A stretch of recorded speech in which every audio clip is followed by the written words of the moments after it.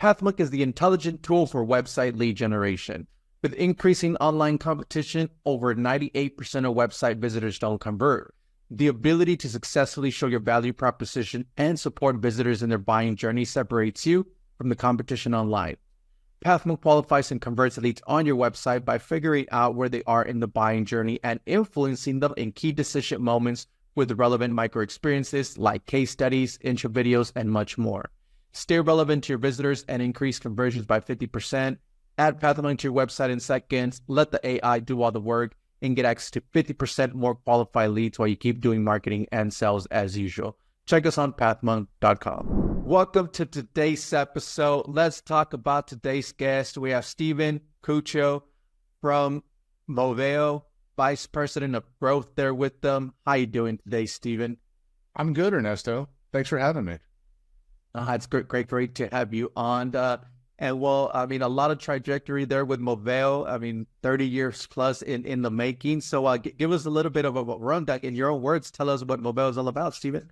Yeah. So we've been around a long time. Certainly had a ton of success. I think this is year 36 for us, but we started as a small Chicago-based agency and have really grown into a growth-based agency that focuses in specific industries that we do really well. So we've done a ton of work in the healthcare space. So think like healthcare organizations, hospital systems, providers, all that kind of stuff. We've worked with a number of different folks that are looking to generate new patient volumes and retain existing patients and work with strategy and research and all that kind of stuff. We kind of then jumped into what I would call the B2B healthcare space. So a lot of like med tech folks, a lot of pharmaceutical manufacturing, that kind of stuff. And then naturally continued to spin into the B2B vertical. So industrial manufacturing, technology, energy, all that good stuff. And really what we focus on is the total marketing lifecycle. So not only lead generation, but thinking about how are you retaining and growing those existing customers? How are your sales teams being activated? Are you continuing to experiment? Are you continuing to create a content strategy? Really the culmination of full strategy and execution will allow you to continue to grow. And that's kind of what we're all about, is partnering with clients, making sure that they're set up from A to Z and continuing on that growth trajectory. That's important. Awesome to hear that. And so that way our listeners that are tuned in, Stephen, could get a good understanding there of Movéo. What would you say then is that key problem that you guys like to solve for clients? Yeah, so it's really around the fact that most folks don't identify that there's a full marketing pie that you need to go after. You get a lot of folks that are a little bit more tunnel visioned in the sense that, hey, paid media placement is going to be the one all be all for our success. Or I really need to focus on SEO, or I'm really just working on branding. And I know if I relaunch this campaign, it's going to be in a good spot. Where we kind of come into play is identifying what we're calling growth drivers, which are your traditional prospect marketing. So account-based marketing, ABM, lead generation, awareness, branding, that kind of stuff.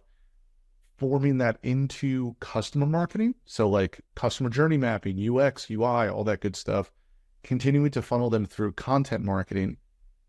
So content strategy placement, creation of that content, all that good stuff. And then moving them into sales activation. So really, if you're thinking of it from a cyclical standpoint, it's a full circle. And I mentioned that pie before, but where we come in is to help on the strategy and execution of completing that entire circle, so you don't have any gaps where people are falling through. Definitely important. And so, we did mention, right, one of the sectors that you guys like to go for is the healthcare and then industrial manufacturing. Would that be your ideals ICPs, or is there other vertical segments that you guys also like to go for as well? Yeah, we've identified those as pretty much our ICPs because of the experience and because of the knowledge sharing that's involved there. They're pretty complex industries. On totally different spectrums, but they do have some similarities.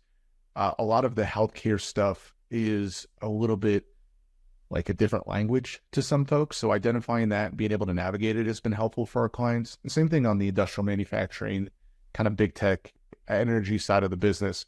But we really, really focus on B2B growth marketing outside of the healthcare space. So, if you're looking for lead generation, prospect generation, sales activation, kind of all of the above, we're able to do a good job of generating leads, what we like to call mid to bottom funnel leads for our B2B clients. Okay, perfect. Awesome. Great to hear that. And so say, I am in the healthcare industry or industrial manufacturing. How would I usually find out about Movéo? Is there a top client acquisition channel for you guys? Yeah, so our website is actually going through a rebranding, so that it's kind of perfect timing to have this conversation. It's Movéo.com, Moveo.com. Ton of thought leadership content, ton of white papers. We're actually putting up some webinars and all that good stuff up there. And then you can follow us on LinkedIn, Instagram, kind of all the traditional social media stuff.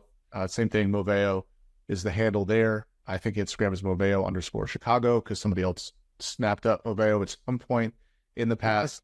But yeah, we're pumping out some good content and always looking for feedback.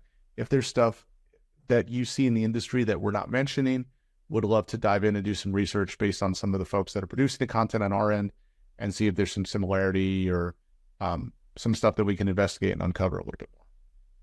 All right, perfect. Awesome. And well, you did mention the website, which is Movéo.com. What role then does the website play for client acquisition? Yeah, so for us, the website's a big part of it because of all the thought leadership and content that we have on there.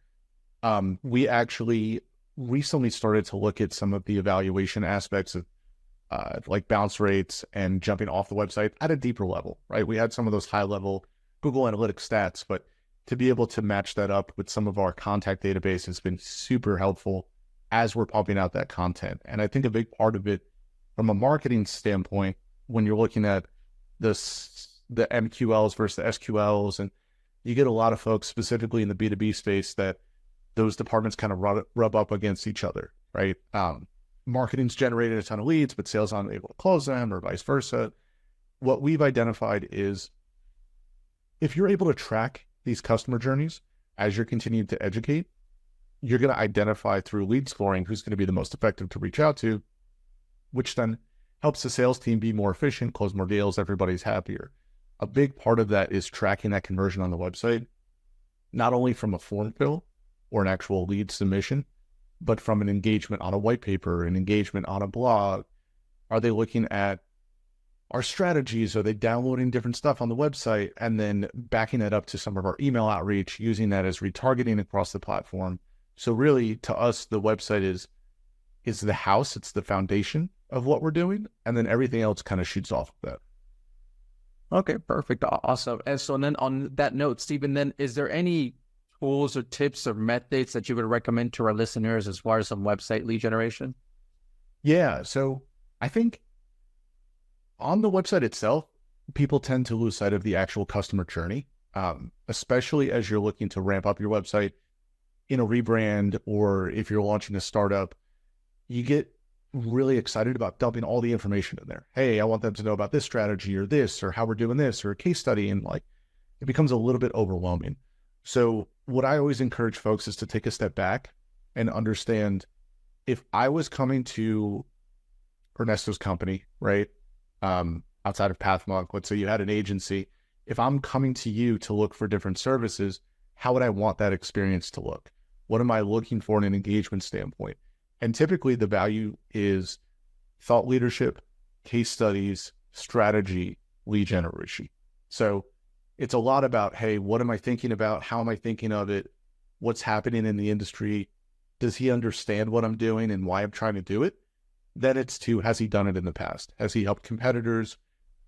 What can he translate from his previous work to help me out? Then it turns into, well, does he even offer the services that I'm looking for? And then it turns into the actual lead generation. So you kind of follow that path and understand the user journey.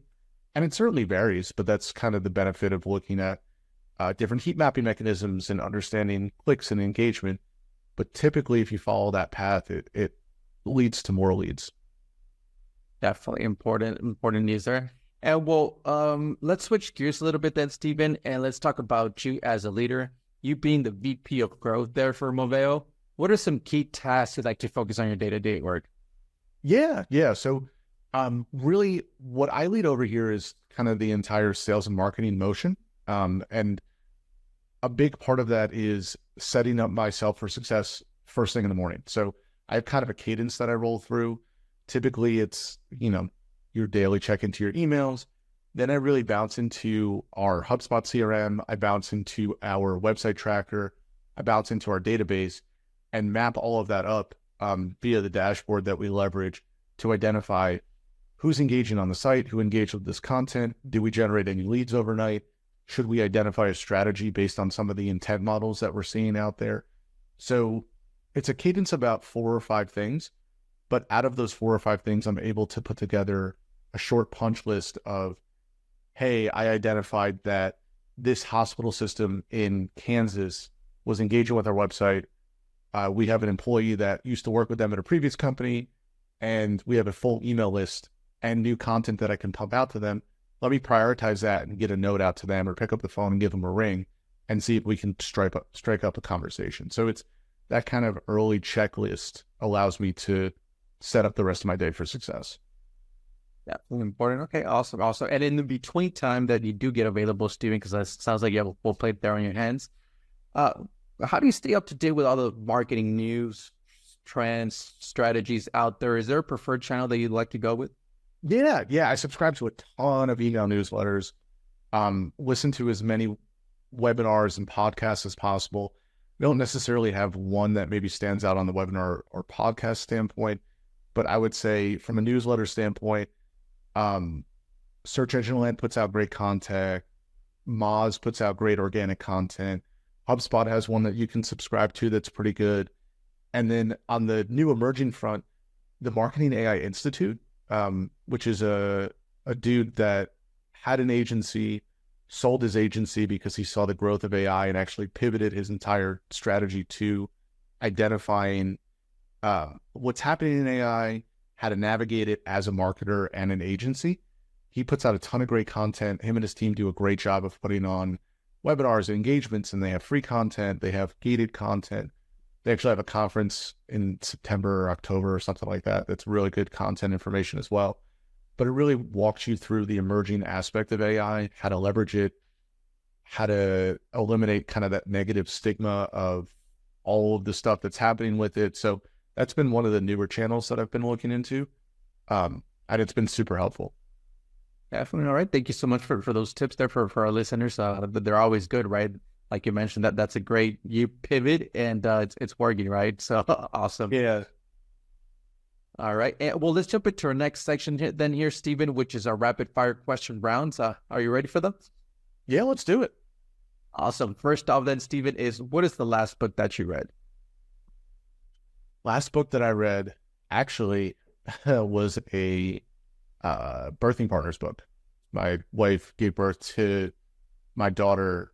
She's about 8 months old. So I've been kind of doing that, some parenting books and stuff like that. Not really relevant for this conversation, but that's the last one I picked up start to finish. No, but that's great, right? I mean, you like putting in the time, the work, right, into the books, because it's tough when with a newborn and the reactions and everything. So it's a great read there from you. Next up then is, if there would be no boundaries in technology, what would be that one thing that you want to have fixed for your role as a marketer today? It's a great question. I would say continuing to layer tech stack onto website optimization is probably our biggest aspect. So a little bit more layered in that answer, I would want a full dedicated team to be leveraging the UI UX and identifying visitors use case there. Right now, we're kind of piecemealing it together just based on budgets. But really, what I would want to do is take my engineering team, replicate them, and then put them full-time on Movéo.com to really beef up that lead generation aspect of the content we're putting out. Definitely important. All right, great to hear that. Next then is, if there's one repetitive task that you could automate, what would that be? Oh, man. I don't know if I can boil it down to one. I would say the context scoring aspect of things. So like looking through the data, identifying the data, matching it up between our CRM and our data source, and mapping that back and forth to then trigger the aspect of, hey, I need to reach out to them. I think it would be super helpful if there was some sort of automated feature, and there is to a certain extent, but I would want it to go a little bit deeper in the sense of like somebody clicked on the email, they also engage with the website. It sends this automatic email. If they automate the email, then it goes directly to my inbox and says, pick up the phone and call this person. And right now it's a little bit more, the journey is there, but our tech stack isn't set up correctly. So I think the repetitive nature of kind of checking 3 different software applications and then identifying what makes the most sense could be eliminated with some sort of automation there.